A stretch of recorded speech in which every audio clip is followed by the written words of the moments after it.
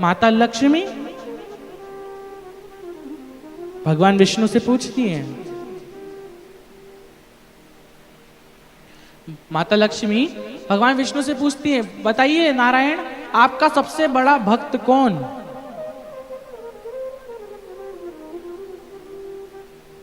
आप बड़े या आपका भक्त बड़ा, ये बताइए। क्या प्रश्न था? आप बड़े या आपका भक्त बड़ा? भगवान विष्णु और माता पार्वती, भगवान शंकर, लक्ष्मी देवी, ब्रह्मा जी और ब्रह्माणी सब साथ में बैठे थे। पूछ लिया आप बड़े क्या आपका भक्त बड़ा? सबने कह दिया हमारा भक्त सबसे पहले है, हमारा भक्त हमसे बड़ा है, हमारा भक्त हमसे बड़ा। माता लक्ष्मी ने कहा पक्का? और जब माता जी उन कहती है ना पक्का, समझ जाना कुछ तो गड़बड़ है? पक्का? बच्चे कहे पक्का, जब आपने कुछ कहा और आप बच्चे कह रहे हैं पक्का, माता जी कह रही है पक्का, तो मतलब कुछ ना कुछ तो गड़बड़ है, कुछ ना कुछ तो बात है। तो पक्का क्यों कहेंगे? भगवान विष्णु से कह दिया, भगवान विष्णु पक्का? 2 बार कहा विष्णु जी से, भगवान विष्णु कहे कुछ तो बात है। भगवान विष्णु ने कह दिया हाँ पक्का। कहा तो अब आपके भक्त आपसे बड़े हैं तो वो मेरे जेठ हुए हैं, वो मुझसे बड़े तो वो मेरे जेठ, आपसे बड़े तो मेरे जेठ। तो अब एक बात बताओ कि अपने जेठ से आप पल्लू में रहोगे कि मुंह उघाड़ के रहोगे? बताओ। पल्लू में रहोगी।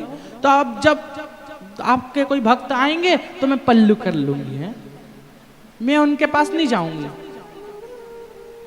मैं दूर हो जाऊंगी। भगवान विष्णु ने भगवान शंकर को बताया, भगवान भोलेनाथ को बताया। भगवान भोलेनाथ ने कहा कि सुनो लक्ष्मी, सुनो लक्ष्मी, आज से ये जो कुबेर की चाबी है ना, आज से ये जो धन की चाबी है, दौलत की चाबी है, वैभव की चाबी है, ये मैं आज से तुम्हारे हाथ में देता हूं, आज से तुम्हारे हाथ में देता हूं। जो भक्त हमारी भक्ति करे, जो भक्त हमारा नाम जाप करे, जो भक्त आज से हमारा भजन करे, तो आप अपने खजाने को खोलकर उनके घर में वो खजाने को भर देना। आज से मैं आपको ये चाबी देता हूं, आज से मैं आपको हक देता हूं। अगर गेट पर श्री शिवाय नमस्तुभ्यम लिखा है, अगर गेट के बाहर श्री शिवाय नमस्तुभ्यम लिखा है, भगवान का नाम लिखा है, तो माता लक्ष्मी दरिद्रता देवी माता लक्ष्मी के साथ आती हैं, कहते हैं। इसलिए घर पे नींबू मिर्ची टांगी जाती है कि नींबू मिर्ची, नींबू खट्टा और मिर्ची तीखी, और दरिद्रता देवी को दोनों ही पसंद। बाहर इसलिए टांग दिया जाता है कि दरिद्रता देवी आए और बाहर से ही खाकर चली जाए। और मीठा इसलिए घर में रखा जाता है ताकि माता लक्ष्मी आए, घर में प्रवेश करें और फ्रिज खोलकर फिर वो मीठे को खाएं। श्री शिवाय नमस्तुभ्यम अगर बाहर लिखा है और अगर बाहर नींबू मिर्ची भी नहीं टंगा, तो माता लक्ष्मी घर में प्रवेश कर जाती हैं और दरिद्रता देवी को बाहर भेज देते हैं, और आपके जीवन में, आपके जो घर है उसमें अपने आप कुबेर भगवान का निवास हो जाता है। बस श्री शिवाय नमस्तुभ्यम लिख लेने से। गाड़ी पे भगवान का नाम लिखा है, गाड़ी पे लिखा है, घर के बाहर लिखा है, तो भगवान शंकर की कृपा आपके ऊपर हमेशा बनी है। बहुत पत्र आते हैं गुरुदेव के पास कि हमारी गाड़ी पे श्री शिवाय नमस्तुभ्यम लिखा था तो हमें चोट नहीं लगी। और वहां पर भी आए थे लासुर में जब कथा थी, 2-3 एक दो पत्र आए थे कि श्री शिवाय नमस्तुभ्यम हमारी गाड़ी पे लिखा था इसलिए हमें कुछ नहीं हुआ। तो भगवान का नाम जब तक लिखा है, जब तक भोलेनाथ का नाम आपके मुख पर है, तो कोई आपका बाल भी बांका नहीं कर सकता है, कोई आपका बाल भी बांका नहीं कर सकता। आया समय, फेंका बाल, भगवान शंकर के 1000 शिवलिंग प्रकट हो गए।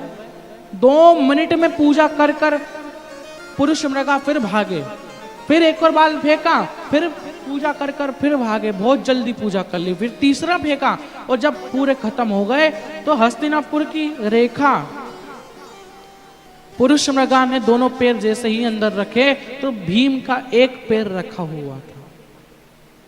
भीम का एक पैर उसने रखा और भगवान शंकर के भक्त पुरुष मृगा ने दोनों पैर रख दिए।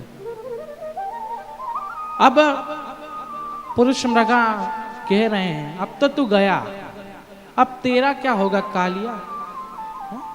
अब तो तू गया, अब तो तूने एक पैर बाहर ही है अभी भी तेरा, तो तुझे खाऊंगा मैं और तो तुझे निकल जाऊंगा।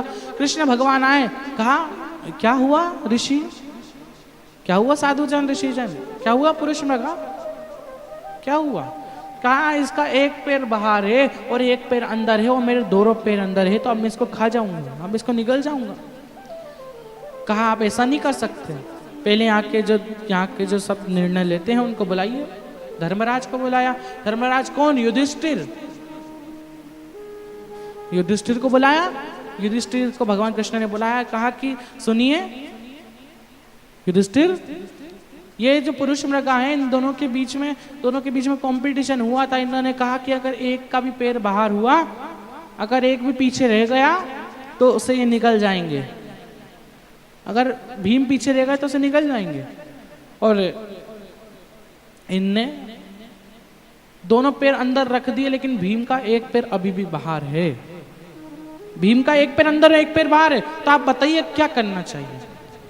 आप आके धर्मराज तो युधिष्ठिर कहा कि पुरुष मृगा से कहा कि आप एक काम करिए, ये जो भीम है ना इसका एक पैर अंदर है और एक पैर बाहर है, तो आप इसको आधा आधा कर लीजिए, आधा आप खा लीजिए और आधा भीम को छोड़ दीजिए।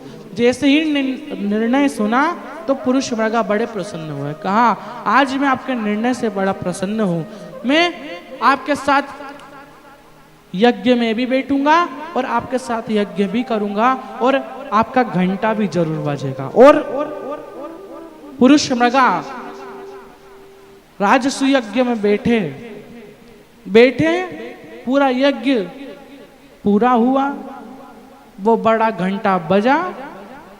घंटा बजने के बाद भगवान नारद जी आए, कहा कि अब आपके जो पिता हैं वो अब रो नहीं रहे, वो प्रसन्न हो चुके हैं। शिव भक्त को आप पुण्य के कार्य में बुलाइए, शिव भक्त को आप किसी हवन में किसी भी पुण्य के कार्य में बुलाना जरूरी है, क्योंकि जब शिव भक्त आते हैं ना, जब शिव भक्त घर में जब कुछ पुण्य के कार्य में आते हैं, सत्यनारायण की कथा में आते हैं, यज्ञ में आते हैं, शिव पुराण में आते हैं, श्रीमद् भागवत में आते हैं, रामायण में आते हैं, तो जो त्रुटि भी आपसे गलती से हो जाती हो ना, त्रुटि गलती से हुई, गलती से आपसे तो कुछ त्रुटि हुई, तो वो शिव भक्त को देखकर भगवान शंकर आपकी वो त्रुटि को माफ कर देते हैं और आपके यज्ञ को सफल अपने आप बना देते हैं। तो एक शिव भक्त को आप बुलाइए, अगर नहीं बुलाते हैं तो त्रुटि को माफ कौन करे?